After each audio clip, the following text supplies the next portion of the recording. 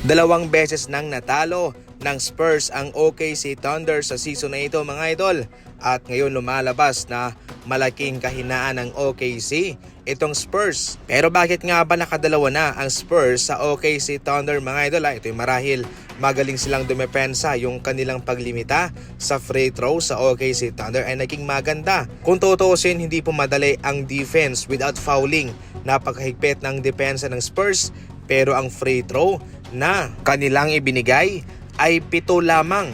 Samantalang sa kanila, mataas mga idol. Ibig sabihin nun ay pinigilan din po naman sila ng OKC Thunder, pero hindi po naging maingat ang OKC dahil marami silang foul. Naging balanse lamang po ang kanilang scoring ng Spurs galing kay Harrison Barnes, Keldon Johnson at kay Stephon Castle.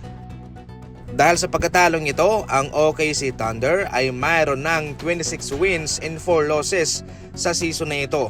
Ibig sabihin nun ay 15% na lamang ang kanilang chance na magiba ang record ng Golden State Warriors. Totally may chance pa naman sana sila sapagkat yung record ng Golden State Warriors ay 73 wins and 9 losses. So definitely sa kanila mayroon pang chance pero maliit na lang. Malayo pa kasi ang pagtatapos ng regular season, kaya hindi rin po natin mapipredict kung hindi na sila matatalo sa susunod na mga laban. Kaya may chance pa sila pero napakaliit, manipis na lang. Ibig sabihin nun, still ang Golden State Warriors pa rin ang hari ng regular season. Malaking tambak ang inabot ng Lakers laban sa Phoenix Suns. Umabot po sa 132 ang score ng Suns, samantalang sa kanila ay 108 lamang.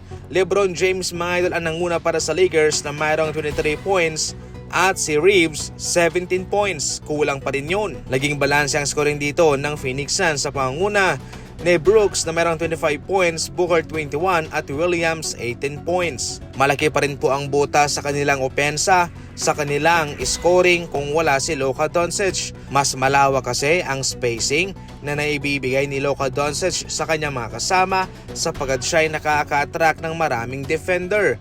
Kaya kung walang Luka, malaki ang pressure sa depensa sa one-on-one mga idol. Hindi na rin po nag-workout ang scoring nitong si LeBron.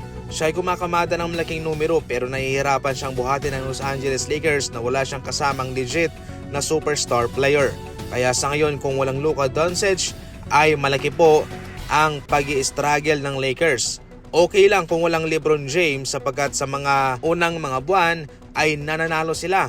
Pero kung nandyan si LeBron pero walang Luka, malaki po ang pag-i-struggle nila. Sa ngayon, patungkol naman kay Luka ay mayroon siyang day-to-day observation at kung sakaling okay na, siya ay makakabalik din naman kagad.